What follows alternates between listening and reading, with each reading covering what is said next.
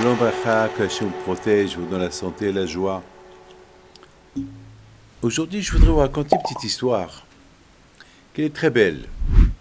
Étant donné qu'aujourd'hui, on traverse des moments un peu durs, la guerre, et surtout ce qui s'est passé à Simchat Torah, c'est pas facile. Et avec tout ce qu'on entend aujourd'hui, et vous savez, c'est pas facile, c'est pas facile. Aujourd'hui, on commence le mois de Kislev. Le mois de Kislev, c'est le mois de la joie.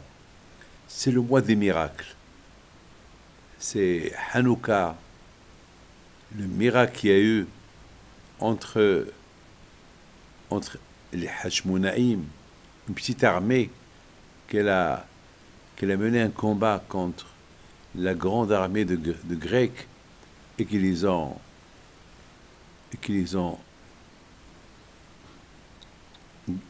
gagné la guerre.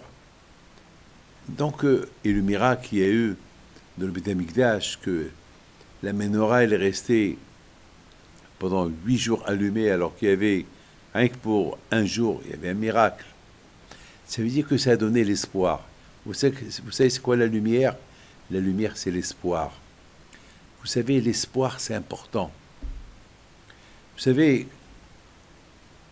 justement, pendant ces moments, ces périodes-là qui sont dures, il ne faut pas qu'on oublie que Hachem nous a donné des mitzvot et que ces mitzvot qu'on fait, ça nous donne de la joie.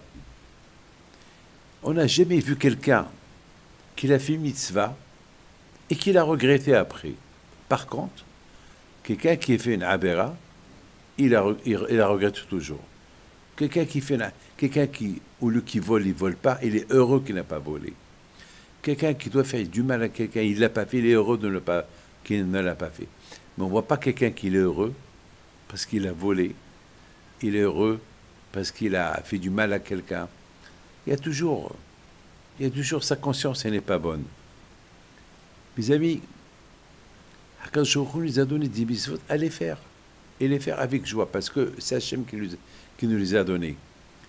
Quelque chose que Hachem t'a donné, il t'a donné que pour ton bien. Donc, lorsque tu fais la mitzvah avec joie, donc ça prouve que tu aimes le bon Dieu. Et puisque ça prouve que tu aimes le bon Dieu, alors tu vas kiffer la mitzvah que tu es en train de kiffer. Regardez, Yaakov Abinu, c'est extraordinaire. Lorsque Yaakov Abinu, il est parti recevoir la bracha chez son père qu'est-ce qu'il lui dit? Il lui dit, Hakol Kol Yaakov, je vois que ta voix, c'est toujours la voix de la Torah. Je sais que toi, Yaakov, tout le temps,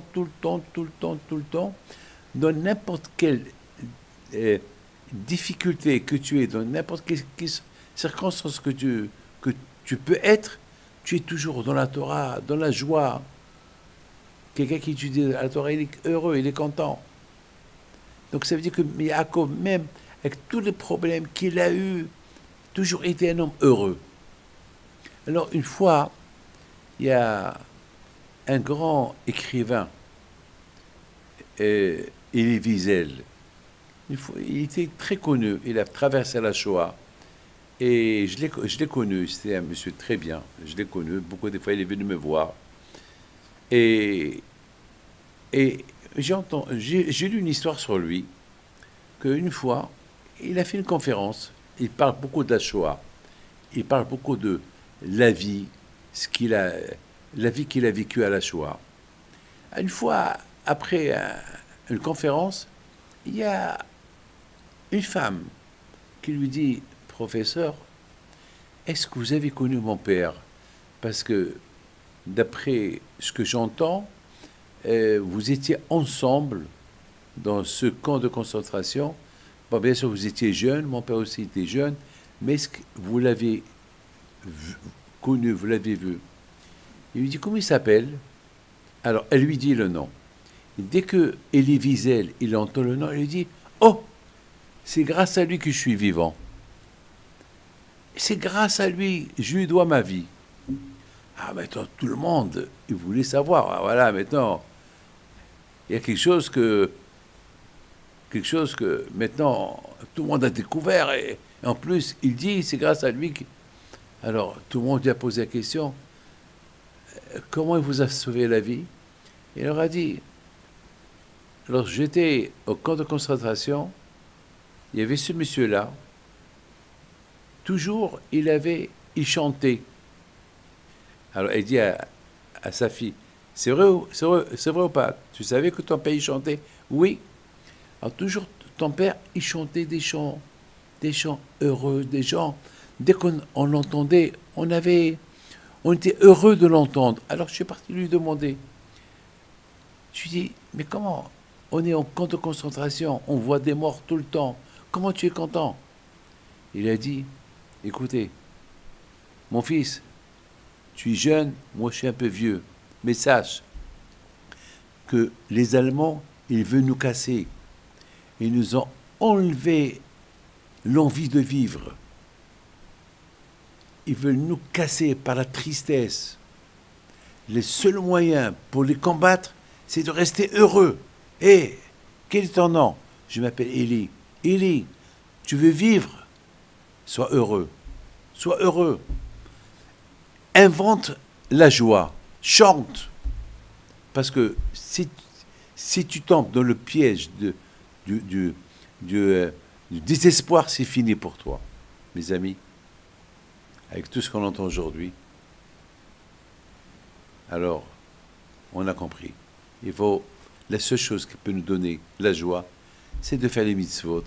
Et à la mémoire de ces gens qui sont partis, qui sont morts, que Dieu repose leur âme. Monsieur Elie Wiesel continue à dire que ce monsieur lui a dit une phrase éclatante. Il dit, hé Elie, tu es petit encore. Les Allemands, ils veulent nous casser en nous enlevant la joie de vivre. Ils peuvent tout me prendre, mais la joie de vivre, ils ne peuvent pas me la prendre. Et tu comprends? Et Elie Wiesel continue. Eh bien, ça m'a donné beaucoup de force, cette phrase-là. Et c'est grâce à ça que je suis vivant. Merci.